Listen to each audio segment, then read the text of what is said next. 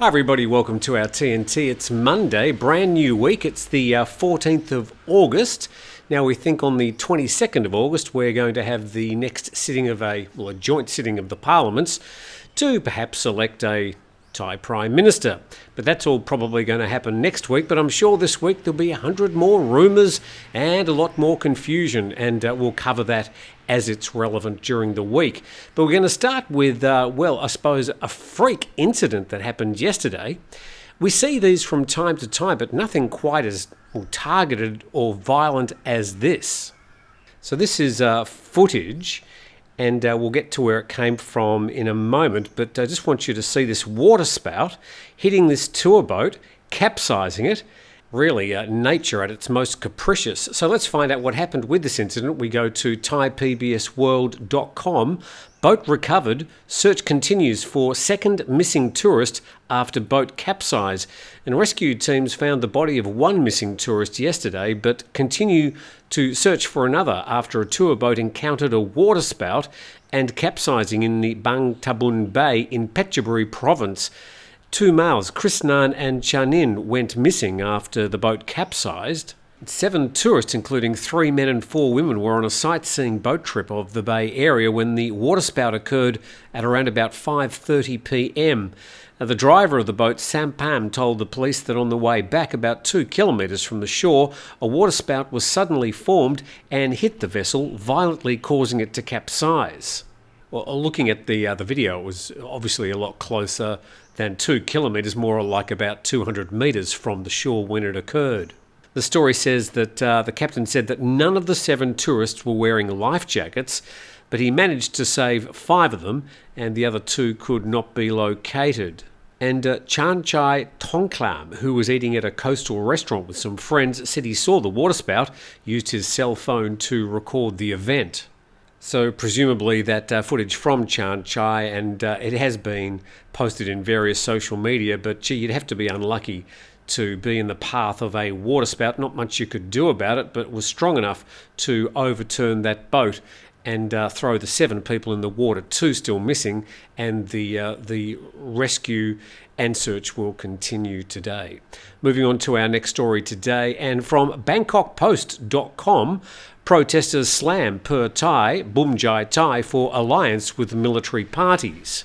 So Pheu Thai have been around for a couple of decades and backed basically by the Shinawat family.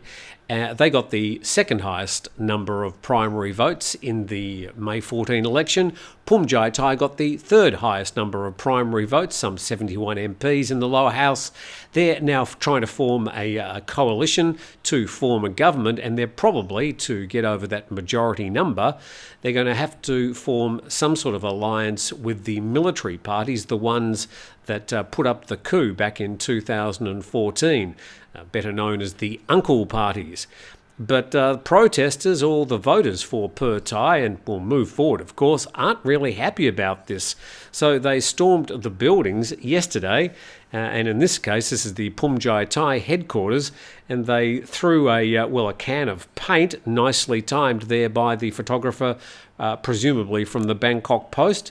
Good advertisement there for TOA products. I can endorse the TOA paints. They do stick to the walls, and I imagine that's going to be pretty hard to remove once it hits its target. Now, not really sure why they use the colour beige.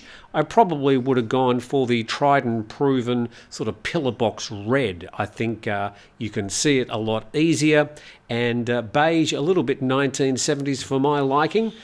But the story says a group of protesters, mostly on bicycles and motorcycles, rallied in front of Pheu Thai and Bhumjaithai party headquarters yesterday to denounce their efforts to form the next government with military-linked parties. And people using about 50 vehicles first gathered at the BTS Mochit station on Pahon Yotan Road at about 1:30 p.m. Rally leaders criticised both parties for potentially teaming up with political parties connected to the May 2014 coup d'etat.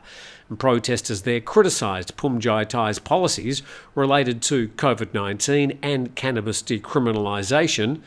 Just noting that both Pheu Thai and Move Forward parties, the parties that got the highest number of votes at the last election, were both campaigning about the decriminalisation of cannabis and were saying that they were going to recriminalise the plant except for medicinal purposes, which apparently Anaton Javidakun from Bhumjaithai says was his intention all along. So they scattered leaflets, splashed paint and attached glue traps normally used to trap mice. The Bhumjaithai leader Anaton Javidakun is also known by his nickname Nu, which is mouse in Thai. The demonstrators then moved to the Pheu Thai headquarters on Phetchaburi Road at about 4:45. That place was closed. There they dumped and destroyed Pheu Thai souvenirs, including stickers, cups, calendars and shirts. They also demanded Pheu Thai restore its coalition partnership with the election-winning Move Forward Party. Well, that's probably just not going to happen. At the end of the day, the Move Forward Party have proved they're not popular with the senators, and under the current constitution, whether anybody likes it or not, the senators are allowed to vote until next March at least for the Prime Minister. So hence the problem we have at the moment. Meanwhile, Bangkok Post reporting that Srettha predicts a no-fuss PM vote. He is the Prime Ministerial nominee for the Pheu Thai party, and it's expected that he'll be put up as a candidate at the next joint sitting. And the story says Srettha Thavisin, Pheu Thai party's Prime Ministerial candidate, is confident he will garner enough support from both houses to be named the new PM in a single round of voting. He's tipped to be nominated for the premiership in a joint sitting of the two houses in the next round of selection. Looks like that's going to happen on August the 22nd. And critics have rebuked Pheu Thai for considering partnering with either party.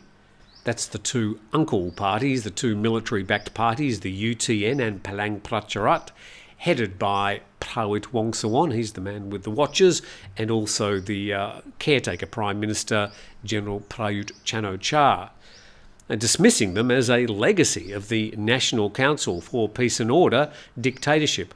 The NCPO was the name given to the coup leaders and the organisation they formed, basically consisting entirely of generals.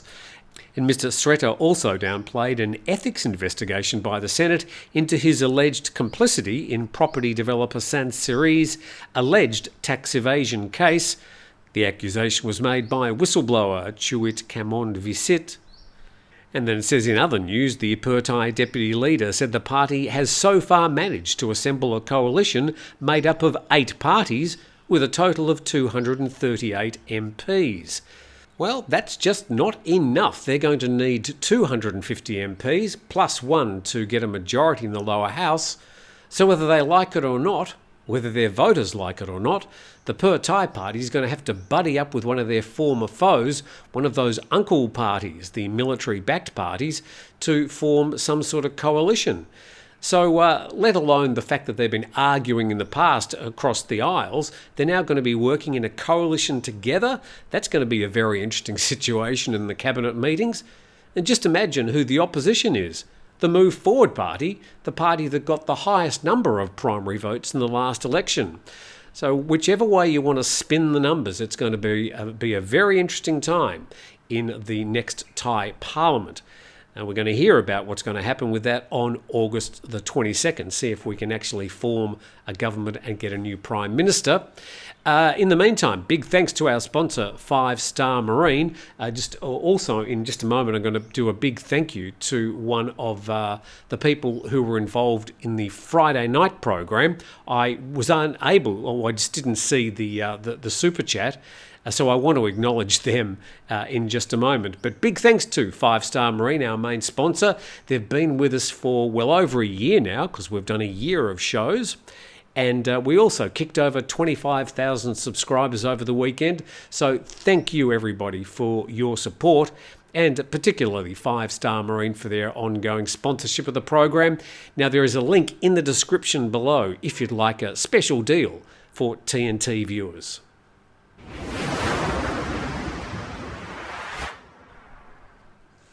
And just before we go on with today's news, just want to thank one of our Super Chat viewers on Friday night. I didn't see his Super Chat, and so I didn't acknowledge him or her. I feel particularly bad for missing it out. So a big thanks to Psycho Enster. And he said, for what I heard, Steve, that's Steve from Grumpy Old Men, is already attracting recently divorced men. Now, before you jump to conclusions, we're talking about the fact that people dropping in to see Steve at his property up there on Turtle Beach, Grumpy Old Men Hotel, Turtle Beach, Thailand. You could have a new show interviewing the men who show up. Yeah, a few people dropping in. Here's a bit of a problem when you do these programs. If you give out too much information or share too much about your private lives, as you do have these people from time to time just arriving, and it can be a little bit embarrassing, and Steve certainly had a few of those. But thank you very much to Psycho Enster and support with your super chat. I'm sorry I was unable to acknowledge you on Friday night's program. And to our next story now, we go to Pattaya and the PattayaNews.com. Russian woman falls to death at Pattaya condo, Russian man detained as a person of interest. And police say the incident happened at 7 a.m. yesterday at a Pattaya condo, whose name's been withheld pending a further investigation. The victim, who was identified as 32-year-old Daria, was found deceased on the ground outside the condo, and a Russian man identified by Nha Jomtien police, a 30-year-old, was found near Daria's body in an angry and uncooperative state. Now, he was being detained as a person of interest for further interviews. An initial review of the deceased woman and the condominium where she'd stayed with Fedor did not show any immediate signs of a struggle or physical altercation. The room had reportedly belonged to Mr. Fedor, and recently Daria had filed a police report and sought assistance from Thai immigration, stating she'd lost her passport and was trying to find a way to return home. Meanwhile, BangkokPost.com reports a Russian woman falls to death in Jomtien. The body of the Russian woman was found lying face down in a pool of blood on the ground in front of the condominium building. She was wearing a green t-shirt and a jean jacket, while the lower parts of her body were exposed. And then police assumed she fell from the room of her 30-year-old Russian boyfriend on the 7th floor of the building. In the room, a window next to a bed was found with its curtain open. The boyfriend said the woman had accidentally fallen. And police said the room was untidy and strewn with leftover food and drinks, but there was no traces of a struggle. Another sad incident, people falling out of windows and off balconies, strangely, particularly in Pattaya. So hopefully police can get to the bottom of that particular investigation. Moving on to some news from Suvarnabhumi Airport and the TPNnational.com, which is part of the PattayaNews.com group. Suvarnabhumi Airport in Bangkok set to soft open new satellite terminal in September. The caretaker PM General Prayut Chan-o-cha conducted a thorough inspection of the new satellite airport terminal SAT-1 at Suvarnabhumi Airport, ahead of its anticipated soft launch next month. During the visit, General Prayut took a ride on the automated people mover train. So this is like a number of terminals around the world now where they build another terminal away from the main terminal, and you get one of those automated people movers. I know in Hong Kong they have it, I think in Singapore as well. And the SAT-1 terminal will significantly enhance the airport's passenger handling capacity. The facility is projected to accommodate approximately 15 million passengers, thereby alleviating the airport's overall capacity to handle a total of 60 million passengers per year. General Prayut further disclosed that the delegation was briefed on the status of the third runway construction. It's already 73% complete. Suvarnabhumi Airport will be able to manage 94 flights per hour, up from the current 68 flights per hour at the moment. The SAT-1 terminal boasts 28 contact gates, 8 specifically designed to accommodate the spacious Code F aircraft. That includes the Airbus A380, that's the double-decker Airbus. An additional 20 gates are designed for Code E aircraft, such as Boeing 747s. Not many airlines still running Boeing 747 aircraft. I think, though, Thai Airways has still got a few. Not sure which routes they'll be using them on in the future. Going to another story now. NationThailand.com says Pattaya police nab defiant Arab road racers, warn motorbike rentals to be strict. And notorious Arab motorbike riders were forced to cancel their road racing plans after 200 policemen and Interior Ministry officials were deployed to keep law and order on Pattaya Road late on Saturday night. And the story says local residents have complained about road racing and the blocking of traffic by Arab youngsters, mostly tourists from Kuwait. And most of the riders parked their motorbikes on the roadside as soon as they saw the officials approaching. Some, however, were defiant and continued riding their bikes only to be stopped and fined for violating traffic laws. I'm figuring most of them probably didn't even have helmets on at the time. Officials did not arrest those who had parked their bikes, but they were interrogated and found to be mostly Kuwaiti teenagers. Police said the interrogation of some 200 youngsters continued into the early hours of Sunday. Last week, Pattaya Police held a meeting with other agencies concerned to discuss measures to prevent road racing, which has become popular among Arab tourists but is making life difficult for local people. Let's go to Thailand, the country of beaches, bars and temples, and we'll rent a motorbike and hoon around the neighbourhood. The motorbike rental companies have been warned to strictly check the identification particulars of tourists and their driving licences before renting out bikes, noting that you're meant to have a Thai motorbike licence if you're going to rent a motorbike in Thailand. Of course, that rarely happens, but if you have an accident, the insurance company is not going to pay out unless you've at least got a Thai motorbike driving licence. All right, to some other moves, and this story's sort of captured the imagination of Thais over recent weeks. Bangkok Post reporting His Majesty the King's sons visit Sirira Hospital. So not just one of his sons who have been living in self-exile for the past 27 years, two of his sons. And two sons of His Majesty the King visited Sirira Hospital on Sunday morning, noting that their grandfather, King Bhumjaithai and Pheu Thai, died at the Sirira Hospital on October the 13th, 2016.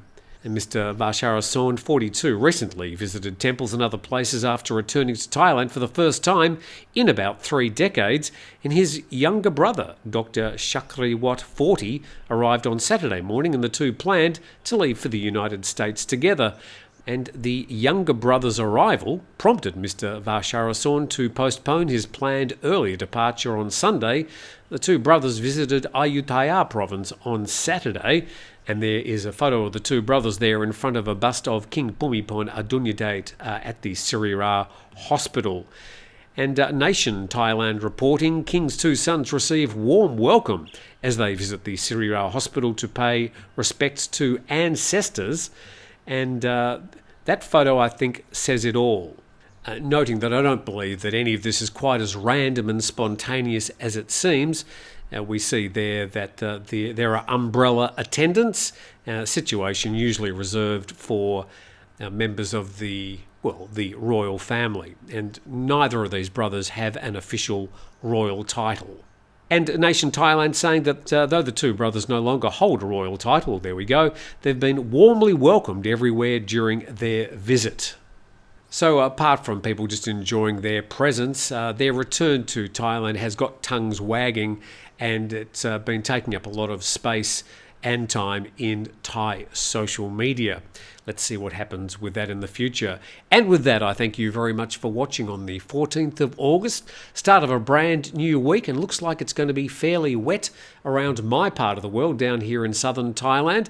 But hope where you are, it's a great day, that you enjoy your Monday, and I look forward to seeing you again tomorrow.